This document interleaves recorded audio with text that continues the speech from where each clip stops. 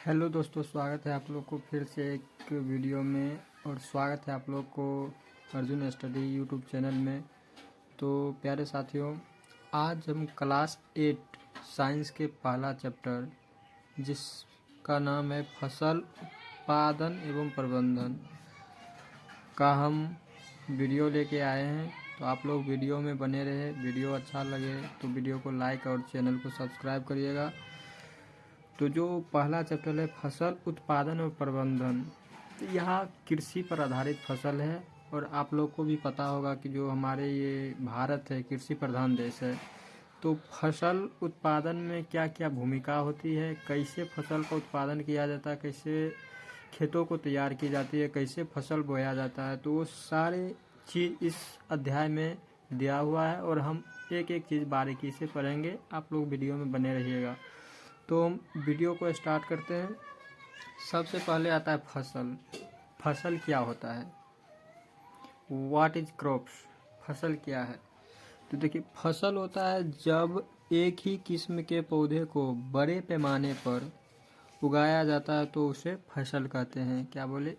एक ही किस्म, जैसे कि गेहूँ हो तो गेहूँ ही बड़े पैमाने में बड़े खेत में एक ही किस्म के, जैसे कि गेहूँ के बड़े पैमाने पर उगाया जाएगा तो उसे फसल के, जैसे धान का खेत तो उसमें सिर्फ और सिर्फ धान ही होगा। बड़े पैमाने पर उगाएंगे गेहूँ, सिर्फ और सिर्फ गेहूँ होगा। मक्का तो सिर्फ और सिर्फ मक्का ही होगा। तो भाषा यही है, परिभाषा इसका, जब एक ही किस्म के पौधे को बड़े पैमाने पर उगाया जाता है तो उसे फसल कहते हैं। अब अगला होता है ऋतु के आधार पे फसल दो प्रकार के होते हैं। फसल आप लोग तो बहुत सुनेंगे, रबी फसल और खरीफ फसल। आखिर जो ये रबी फसल और ये खरीफ फसल है ही क्या? तो देखिए, जो खरीफ फसल होती है ये वर्षा ऋतु में बोई जाती है और इसकी बोने का जो समय होता है जून जुलाई में होता है और सितंबर अक्टूबर में काट लिया जाता है। तो जो खरीफ फसल होता है यह फसल वर्षा ऋतु में बोई जाती है। वर्षा ऋतु में बोई जाती है और इसकी जो बुआई का जो समय होता है जून जुलाई से लेकर अक्टूबर तक होता है। और जो ये खरीफ फसल के उदाहरण कौन कौन? जैसे धान एक खरीफ फसल है और इसको वर्षा ऋतु में बोई जाती है। उसी तरह हो गया मक्का, सोयाबीन, मूंगफली और कपास, ये सब खरीफ फसल के अंतर्गत आते हैं। और इसके अगला होता है रबी फसल। जो रबी फसल होते हैं,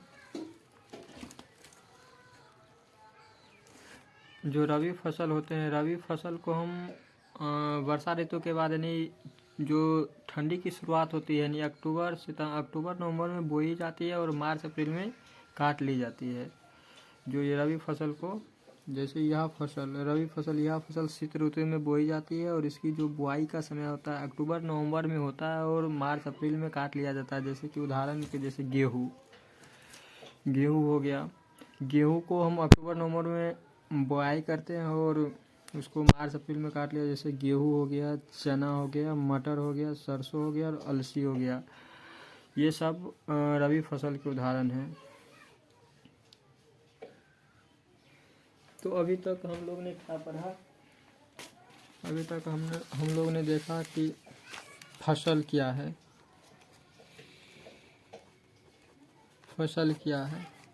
फसल जब एक ही किस्म के पौधे को बड़े पैमाने पर उगाते हैं उसे फसल कहते हैं। फसल दो प्रकार के होता है, एक होता है खरीफ फसल और एक होता है रबी फसल। जो खरीफ फसल होता है इसको जून जुलाई में बोआ जाता है और अक्टूबर में काट ली जाती है।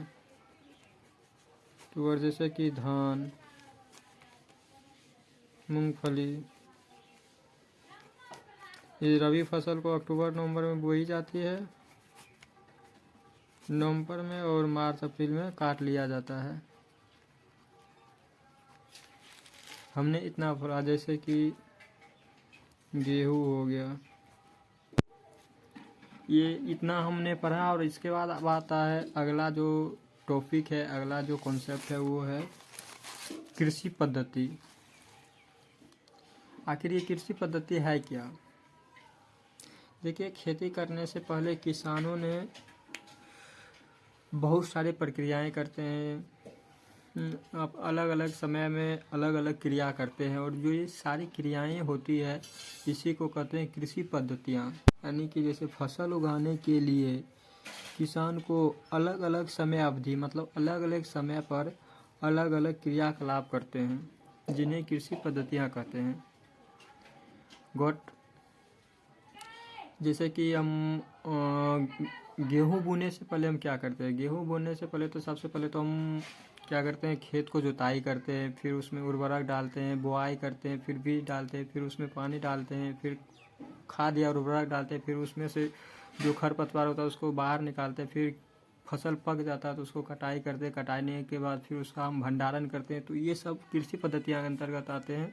तो कृषि पद्धतियाँ वही है, फसल उगाने के लिए किसान को अलग अलग समय अवधि पर अलग अलग क्रियाकलाप करने की आवश्यकता होती है, जिन्हें ही हम कृषि पद्धतियाँ कहते हैं। आखिर ये कृषि पद्धतियाँ कौन कौन से हैं, चलिए आगे हम देखते हैं। निम्न है, इसके कौन कौन से चरण, जैसे सबसे पहले मिट्टी को तैयार करना, उसके बाद बुआई, उसके बाद फिर खाद एवं उर्वरक देना, फिर उसके बाद हम सिंचाई करते हैं, सिंचाई के बाद खरपतवार को सुरक्षा, यानी खरपतवार से सुरक्षा, जैसे खरपतवार फसल के साथ साथ कुछ कुछ दोभा मूठ आ जाता है उसको बाहर निकालते हैं। उसके बाद जब फसल पक जाता है उसका कटाई, कटाई के बाद भंडारण।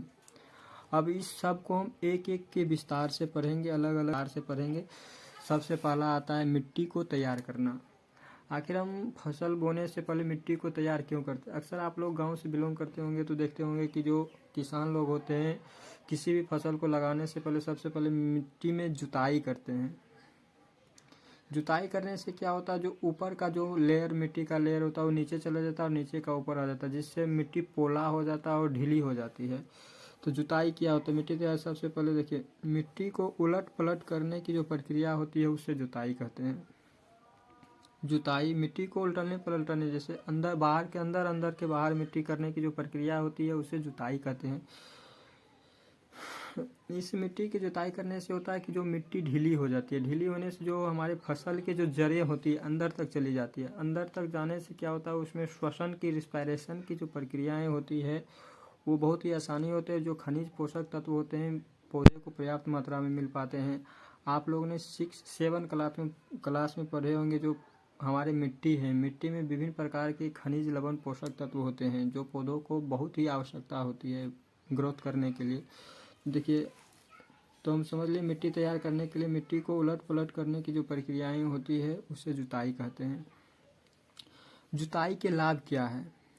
आखिर हम जुताई करते हैं, जुताई से हमें लाभ क्या होता है, हम क्यों जुताई करते हैं, व्हाट इज।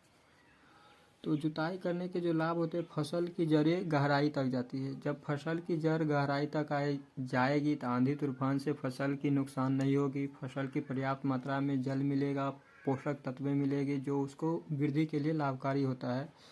फसल की जड़ें की सरलता से श्वसन होता है, रिस्पायरेशन, जो ऑक्सीजन खींचेगा और कार्बन डाइऑक्साइड बाहर निकालेगी, ये सारी प्रक्रियाएं अंदर तक जड़ जाने से आसानी से पौधे में हो जाता है।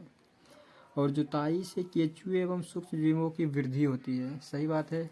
यहाँ से एक ऑब्जेक्टिव भी बनता है कि किसानों के मित्र किसे कहते हैं, तो केंचुए को किसानों के मित्र कहा जाता है। तो केंचुआ और सूक्ष्म जीव विभिन्न प्रकार के ऐसे सूक्ष्म जीव है जो पौधों के लिए लाभकारी होते हैं और बहुत सारे ऐसे भी सूक्ष्म जीव पौधों के लिए हानिकारक होते हैं। वो सब अलग अलग आगे हम पढ़ते जाएंगे। तो केंचुआ जिसे आप लोग चाली कहते हैं उसे केंचुए कहा जाता है। केंचुआ होता है जो क्या करता है, वो मिट्टी को भुरभुरी कर देता है। भुरभुरी करने से उसमें ऑक्सीजन की मात्रा पर्याप्त होती है और उसमें श्वसन की प्रक्रिया भी बहुत आसानी से हो जाती है। और मिट्टी में पोला करके जो हमारे जो केंचुए होते हैं मिट्टी को ढीला कर देता है। पोला ढीला करने से उसमें क्या होता है कि मिट्टी का ह्यूमस बना रहता है। एक शब्द आया ह्यूमस बना रहता है, जिससे मिट्टी की उर्वरता शक्ति बनी हमेशा रहती है। ह्यूमस बनने से मिट्टी की उर्वरता शक्ति बनी रहती है।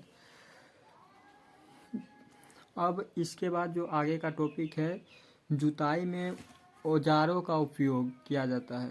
सही बात है, जुताई तो ऐसे नहीं किया जाता, जुताई तो किसी न किसी माध्यम से ही किया जाएगा।